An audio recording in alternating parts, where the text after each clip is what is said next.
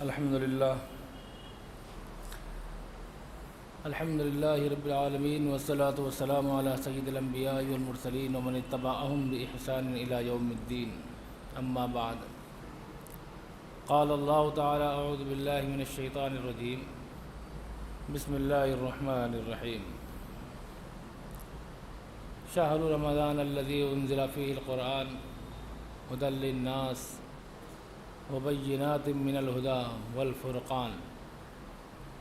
وقال اللہ تعالی فی مقام آخر ورتل القرآن ترتیلا صدق اللہ العظیم۔ محترم حضرات، قرآن پاک کی دو آیتیں آپ کے سامنے، دو آیتوں کے چھوٹے سے حصے کو میں نے تلاوت کیا کہ قرآن پاک رمضان المبارک کے مہینے میں نازل کیا گیا، جس میں ہدایت بھی ہے، واضح دلائل بھی ہیں، ثبوت حق سچائی کا ثبوت بھی ہے، اور حق اور باطل میں فرق کرنے کی اس میں صلاحیت بھی ہے، اس میں طاقت بھی ہے۔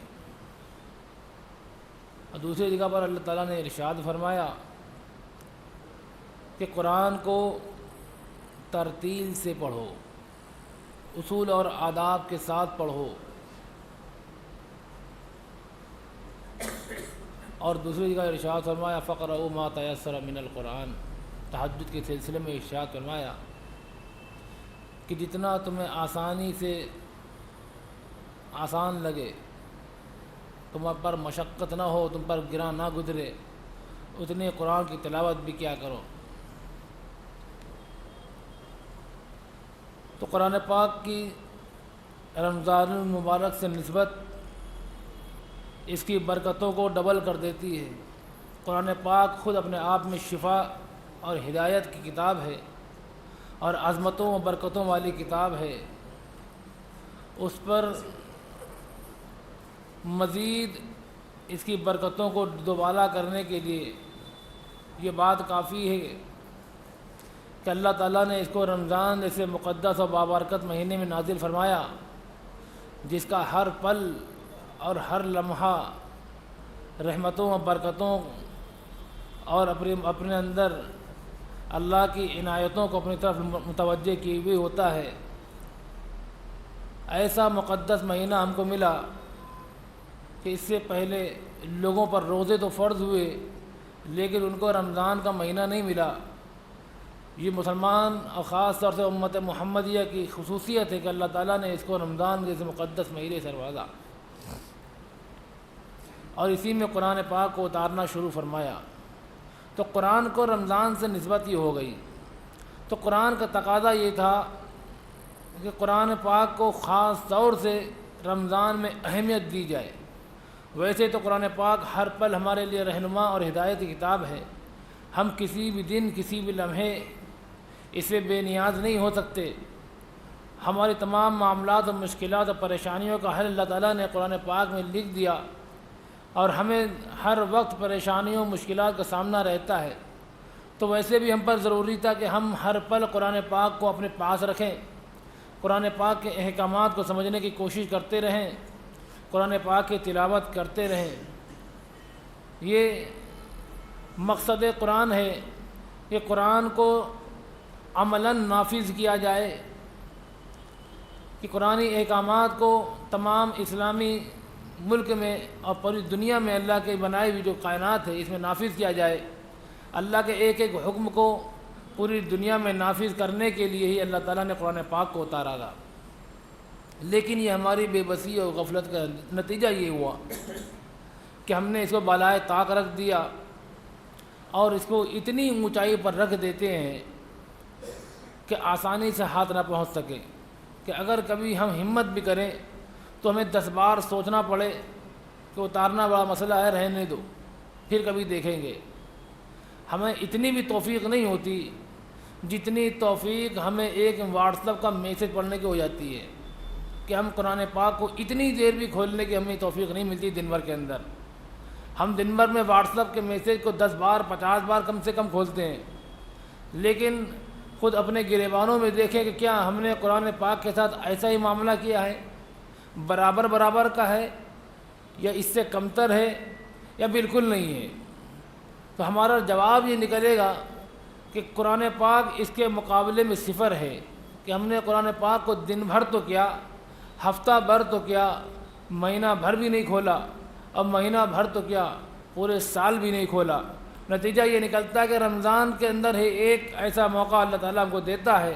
کہ ہماری نسبت قرآن کی طرف ہو جاتی ہے اور ہمیں تلاوت قرآن کی توفیق مل جاتی ہے۔ تو اب ہم پر ضروری ہے کہ قرآن پاک کا جو ادب اور احترام اس کا اللہ تعالیٰ نے جو دیا اور اس کا ہم پر احکامات جو لاگو ہوئے اس کے ادب کے، ان تمام تقاضوں کو پورا کیا جائے۔ قرآن پاک کا ادب سب سے پہلا یہی ہے کہ اس پر عمل کیا جائے، یہ اس کا ادب بھی ہے، اس کا حکم بھی ہے اور اس کا مقصد بھی ہے۔ لیکن ہم اگر اس کا محاسبہ کریں کہ قرآن پاک ہماری زندگی میں کتنا ہے، پوری زندگی گزر گئی، قرآن پاک کی کن آیتوں پر ہم نے عمل کیا، کتنی صورتوں پر ہم نے عمل کیا،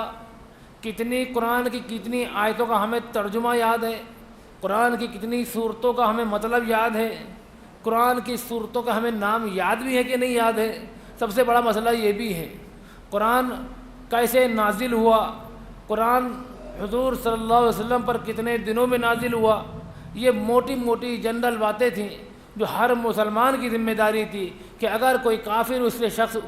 اس کو کھڑا کر لے اور اس سے قرآن کے بارے میں بات چیت کرے تو ہم زیادہ دیر سے بات نہیں کر سکتے، قرآن کی عظمت اور اہمیت کو اس کے دلوں میں اتار نہیں سکتے، قرآن میں کیا کیا لکھا ہے ہم اسے بتا نہیں سکتے، قرآن کا مقصد کیا یہ ہم اسے سمجھا نہیں سکتے، تو ہمارا مسلمان ہونے پر شاید اسے شک ہونے لگے کہ تم مسلمان بھی ہو، تم مسلمان بھی ہو۔ تو اللہ تعالیٰ کے ہم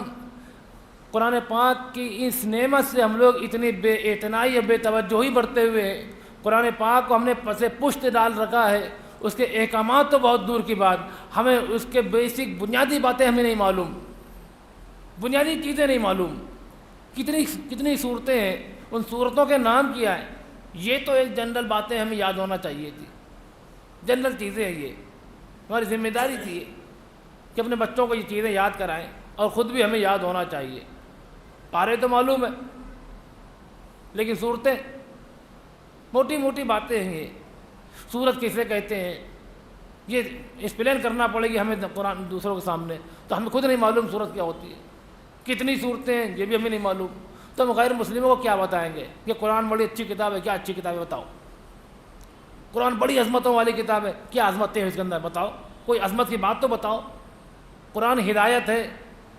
کیا ہدایت کی کتاب لکھی، کوئی بات بتاؤ، کوئی معلوم ہے ہمیں، ہم دوسروں کے سامنے ہدایت کی بات پیش کر سکتے ہیں قرآن پاک سے؟ عمر گزر گئی میری، عمریں گزر گئیں،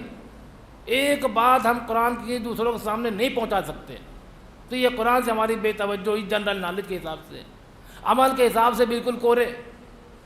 کتنی صورتوں پر عمل کیا قرآن پاک کی، زندگی میں کبھی کوئی چانس آیا تو بھی منہ موڑ لیا، قرآن پاک نے ہم کو پکارا،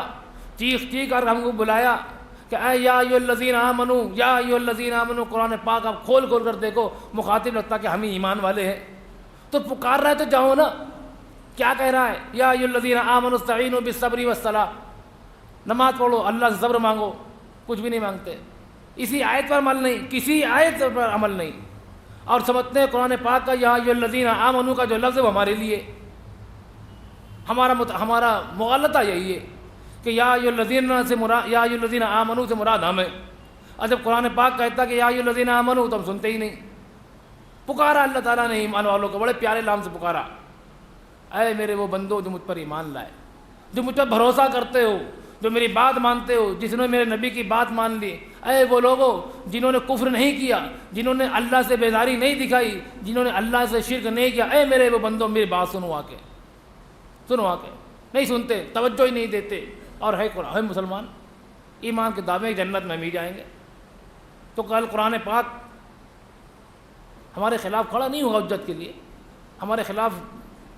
دلیل نہیں بن جائے گا۔ وقال الرسول یا رب ان قوم اتخذوا هذا القرآن مہجورا، خود حضور صلی اللہ علیہ وسلم ہمارے خلاف ایک مدعی بن جائیں گے کہ اے میرے پروردگار، اس میری قوم نے قرآن کو چھوڑ رکھا تھا، کیا جواب دو گے آپ؟ نہیں، ہم عمل کرتے تھے۔ ایک پورے نامہ اعمال کے اندر ایک آیت پر عمل نہیں نکلے گا ہماری زندگی میں،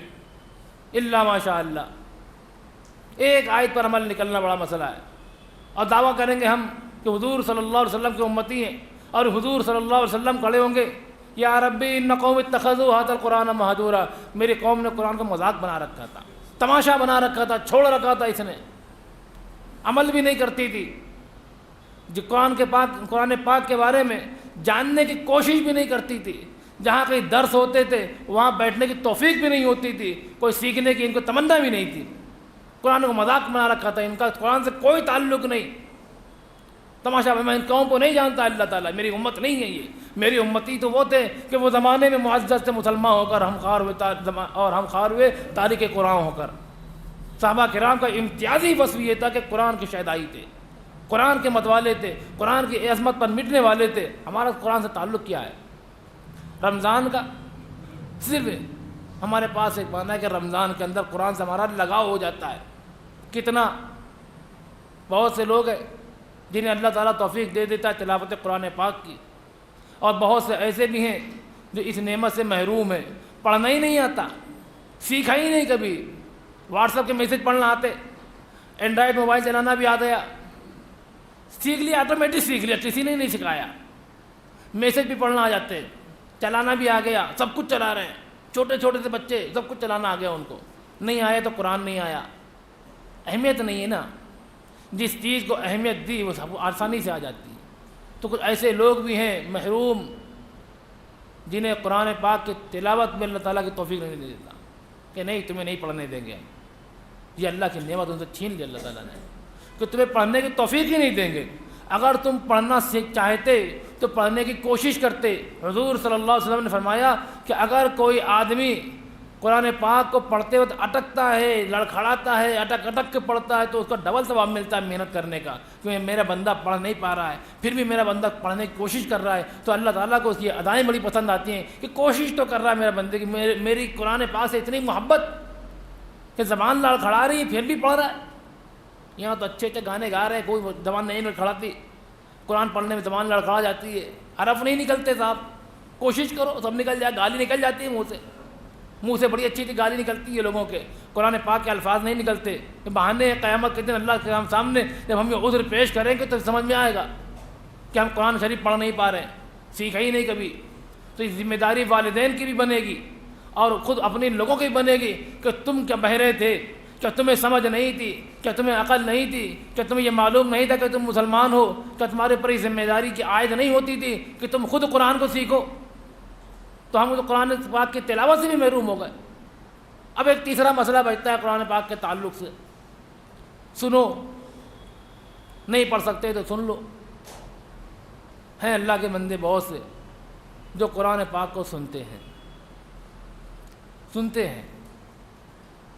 اور بہت سے ایسے بندے ہیں جو سنتے بھی ہیں نہیں سنتے بھی ہیں۔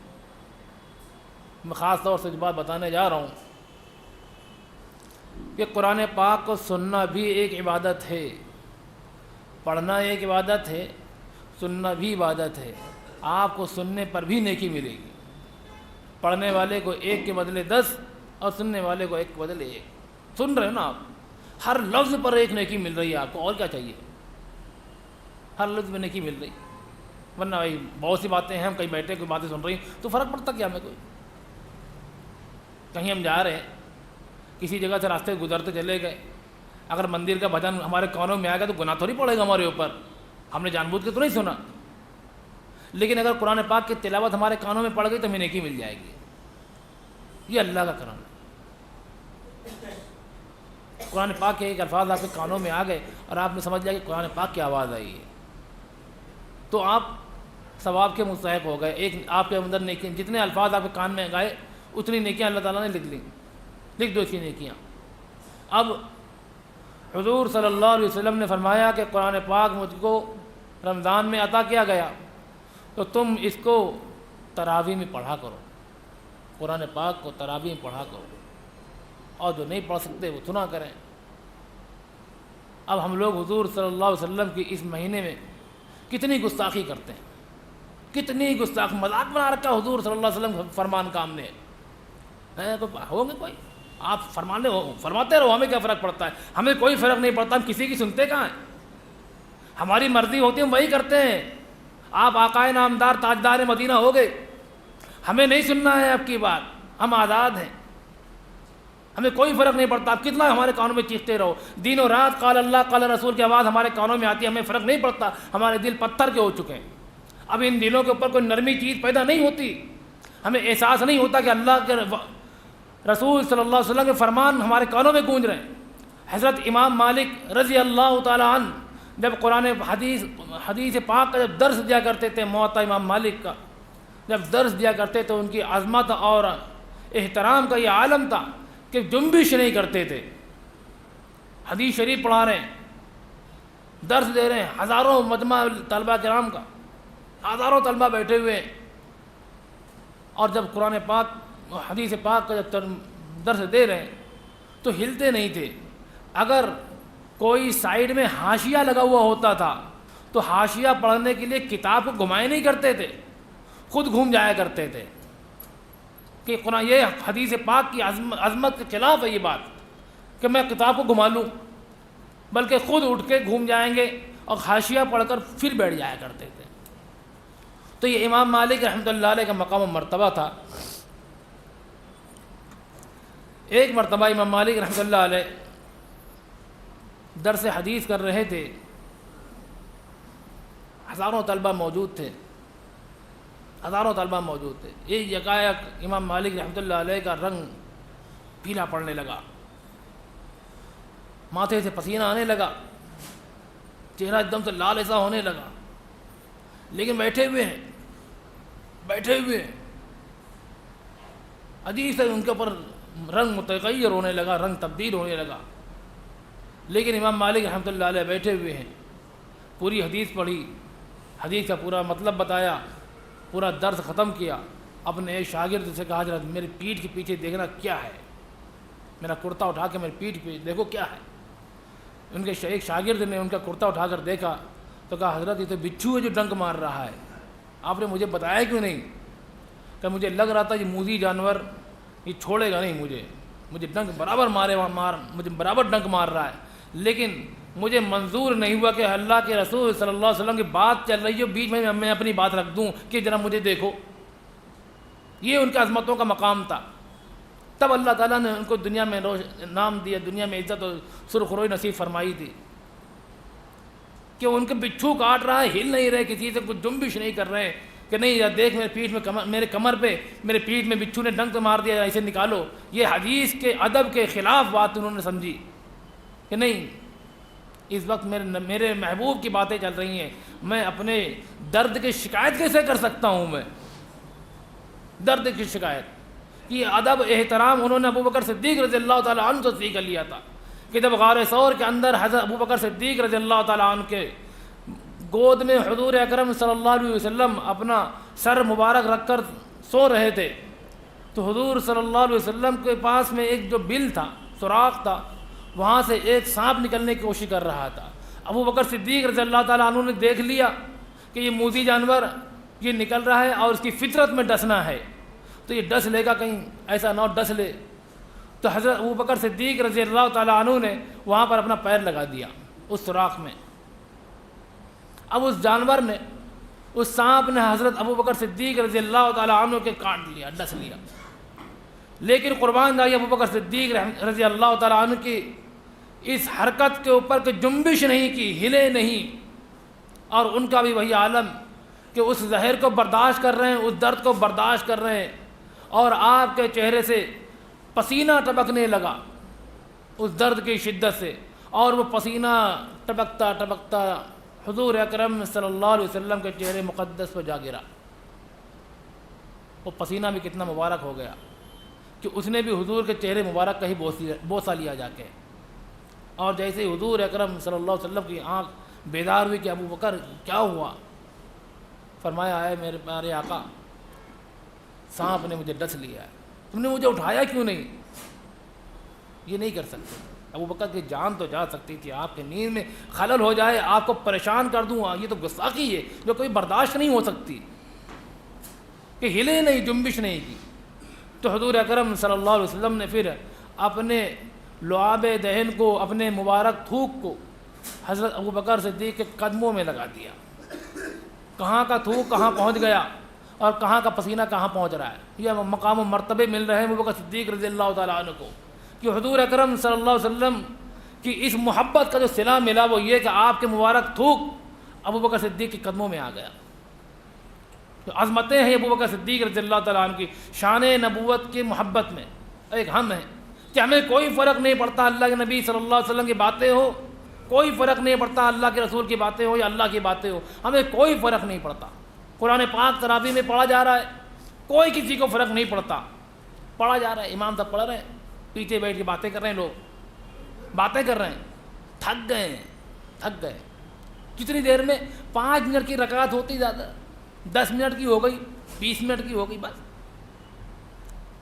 تھک گئے۔ ٹکٹ لینے جائیں گے سنیما کا، آدھے گھنٹے لائن میں کھڑے رہیں گے، کہیں محفل جمی ہوگی دوستوں کی، 1 گھنٹہ کھڑے رہیں گے، کوئی فرق نہیں پڑتا، تھکیں گے نہیں صاحب، تھکے ہی نہیں رہے۔ یہاں 2 رکعت میں ٹانگیں ٹوٹنے لگی، کمر درد کرنے لگی، تھک گئے، بیٹھ گئے، ہاں پڑے۔ یہ وہ لوگ ہیں جو مجاہدین اسلام ہوا کرتے تھے، جو ہندوستان فتح کرنے کا خواب دیکھ رہے ہیں، دنیا میں اسلامی حکومت کو غالب کرنے کا خواب دیکھ رہے ہیں، 2 رکعت نماز میں تھکے جا رہے صاحب۔ ایک پوری قرآن شریف کھڑے ہو کر سننے کی توفیق نہیں مل رہی، دنیا میں حکومت کرنے کا خواب دیکھ رہے ہیں۔ صحابہ کرام رضی اللہ تعالیٰ عنہم رات رات بھر نمازیں پڑھا کرتے تھے، رات رات بھر نمازیں پڑھا کرتے تھے۔ حضور صلی اللہ علیہ وسلم کی بات الگ ہے، وہ تو بہت اونچی بات ہو جائے گی، لوگ کہیں گے ہمارا اس سے موازنہ کہاں کر رہے ہو۔ خود صحابہ کرام کا یہ حال تک رات رات بھر کھڑے رہتے تھے، کبھی نہیں آیا اللہ نبی بہت پیرم درد ہو رہا، بہت درد ہو رہا ہے، تھک گئے کھڑے کھڑے رات میں۔ کیوں؟ 2 رکعت لمبی پڑھ لی تھی۔ یہاں تک خود یہ مصیبت ہم خود اپنے سروں پر مول لیتے ہیں۔ یہ فتنہ بنا رکھا ہے قرآن پاک کی بے حرمتی کا ہم لوگوں نے، اتنی اسپیڈ سے پڑھنے کا، پڑھوانے کا۔ ابھی کرلا کی ایک آڈیو چل رہی ہے کہ حافظ صاحب 10 دن کی تراویح پڑھا رہے ہیں، پڑھنے والا بھی گنہگار، پڑھوانے والے بھی گنہگار۔ وہ کیا پڑھ رہا ہے کوئی حافظ بتا نہیں پائے گا، کون سا پارہ پڑھ رہا ہے، یہ چیلنج ہے، کوئی حافظ نہیں بتا پائے گا وہ کون سا پارہ ہے۔ 30 پارے تو نہیں ہے، اس سے آگے والے کوئی پارے ہو ماتا الگ ہے، 30واں پارہ تو 30 پارے تک تو نہیں ہے، وہ پتہ نہیں کون سا پارہ پڑھ رہا صاحب، آگے پیچھے اوپر نیچے، آگے پیچھے اوپر نیچے، آگے پیچھے اوپر نیچے، 10 رکعت، وہ پوری 10 دن میں تراویح پوری کرنا ہے۔ سننے والے بھی کھڑے صاحب، کون سا پڑھ رہے ہیں، اب کھڑے بھی ہیں، کچھ بیٹھے، کچھ سن رہے، کچھ مزاح کر ہاں ہو رہی۔ تو قرآن پاک کی بے حرمتی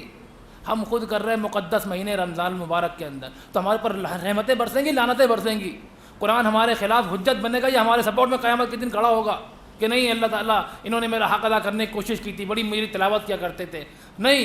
بلکہ انہوں نے مجھے ایک بوجھ سمجھا تھا، انہوں نے مجھے بوجھ تصور کیا تھا، میں ان کے لیے بوجھ بن گیا تھا۔ یہ لوگ چاہتے تھے جلدی چھٹکارا ملے، جلدی بھاگیں،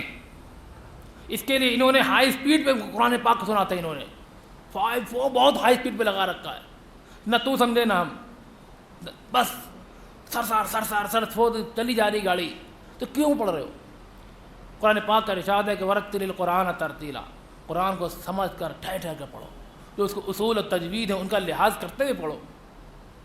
آپ ایک بار قرآن پاک سنیے، ایک بار سنیے پورے مہینے میں، آرام سے سنیے، ایک سال میں ایک موقع تو ملتا ہے ہم کو، ایک موقع نصیب ہوتا ہے قرآن پاک سننے کا، پڑھنے کی توفیق بہت کم ہوتی ہے ایسے لوگوں کو جو 6 دن والی پڑھتے ہیں جا کے۔ 6 دن والی پڑھیے تو رات بھر پڑھیے، پھر آپ کو اجازت ہے کہ پوری رات لگ جائے گی، 6 دن پڑھتے ہوئے پڑھیں گے آرام سے سکون سے ہی پارا، اور 6 دن کے بعد پھر 30 دن تک پھر پڑھنا پڑے گی۔ آپ چھٹکارا نہیں پا سکتے 6 دن کے بعد، لوگوں نے تصور بنا رکھا ہے کہ 6 دن کی تراویح پڑھو بس چھٹی، تو تراویح 6 دن نہیں ہوتی، جو 30 دن پڑھنے والے نعوذ باللہ کا بیوقوف ہے، بیوقوف لوگ ہیں یہ جو 30 دن پڑھتے ہیں۔ ہر آدمی 6 دن کی پڑھے اور 24 دن کے لیے مسجد تالا ڈال دیا جائے عشاء کے بعد، بھائی ہو گئی، نہیں، یہ بیوقوف لوگ پڑھ رہے ابھی تک 30 دن، ہم تو عقل مند لوگ ہیں، ہم 6 دن کی پڑھ کے فرصت کر لی ہم نے۔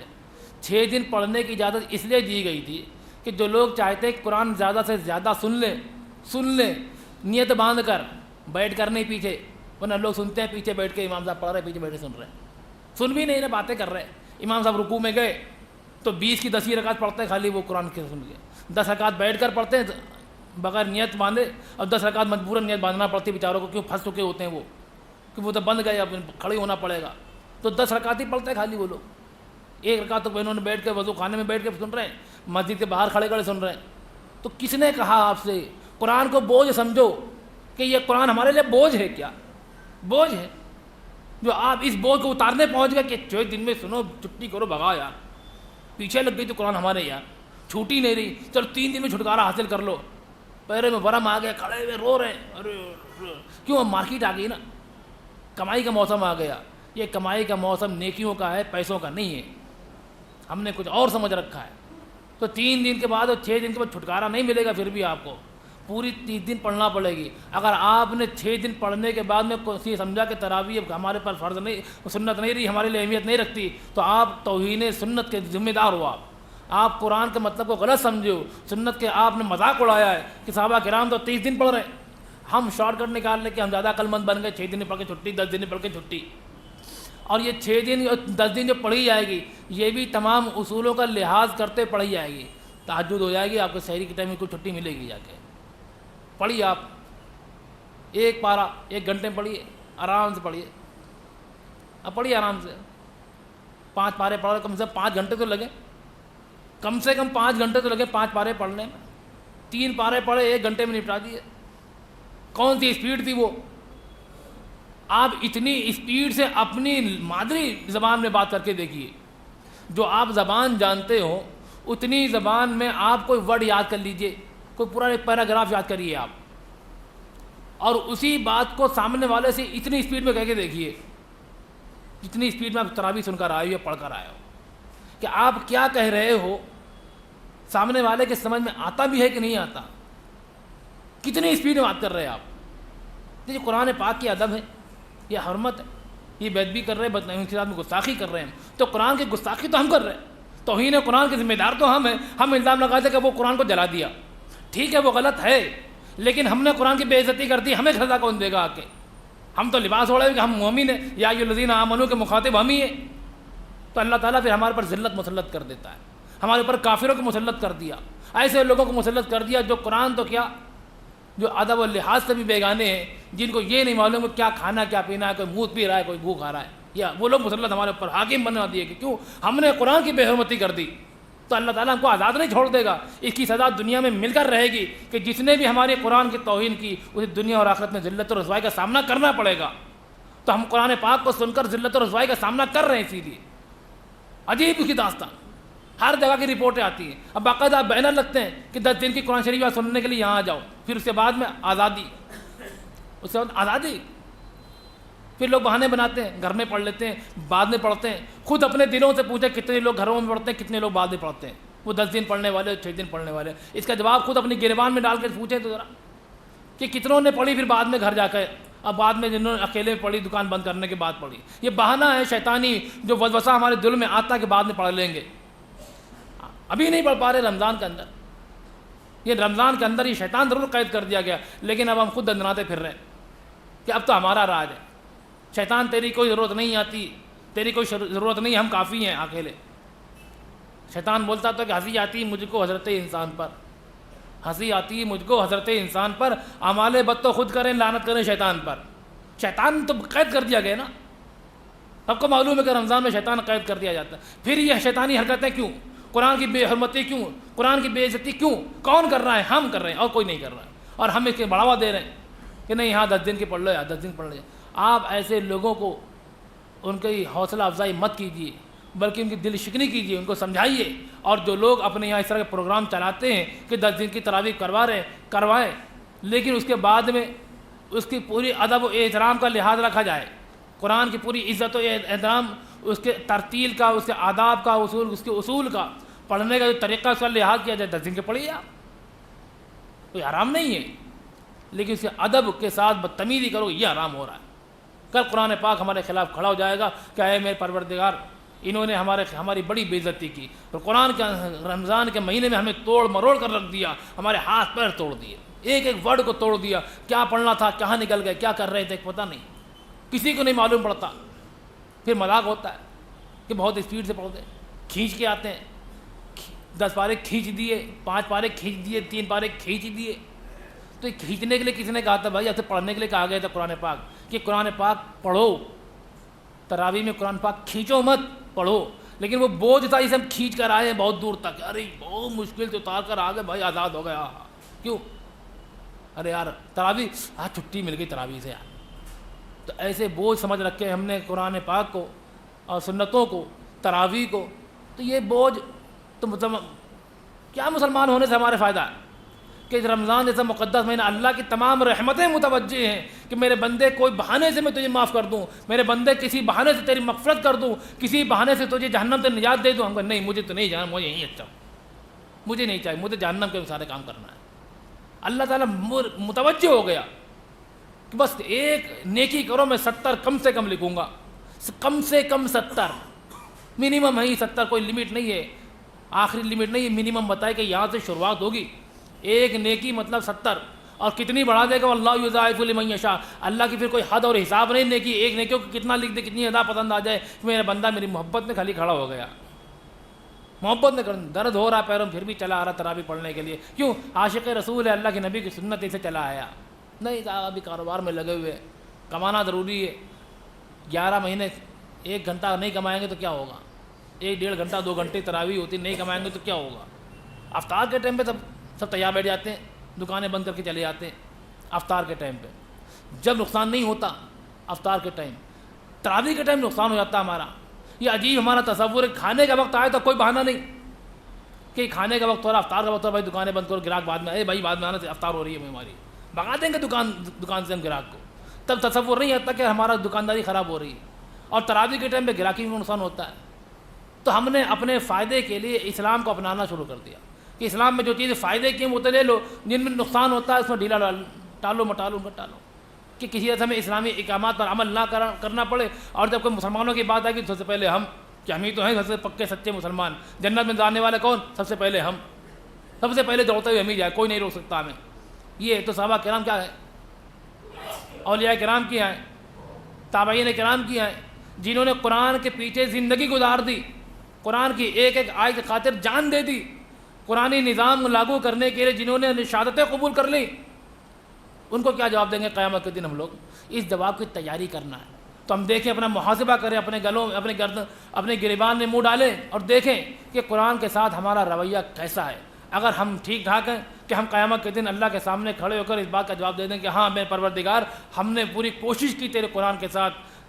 برابر کا سلوک، اچھا سلوک کرنے کی، تو ٹھیک ہے، ورنہ توبہ کریں، استغفار کریں۔ یہ مہینہ برکتوں کا اور رحمتوں کا اور اللہ کی تمام عنایتوں کا مہینہ ہے، اللہ تعالیٰ اپنے بندوں کو معاف فرمانے والا ہے۔ اور توبہ کے دروازے ابھی کھلے ہوئے ہیں، اس سے پہلے کہ توبہ کے دروازے بند ہو جائیں، ہم اپنی غلطیوں سے توبہ کریں اور اللہ کی بارگاہ میں گڑ گڑا کر معافی مانگیں۔ اللہ تعالیٰ ہمارے گناہوں کو معاف فرمائے۔ وما علینا الا البلاغ المبین۔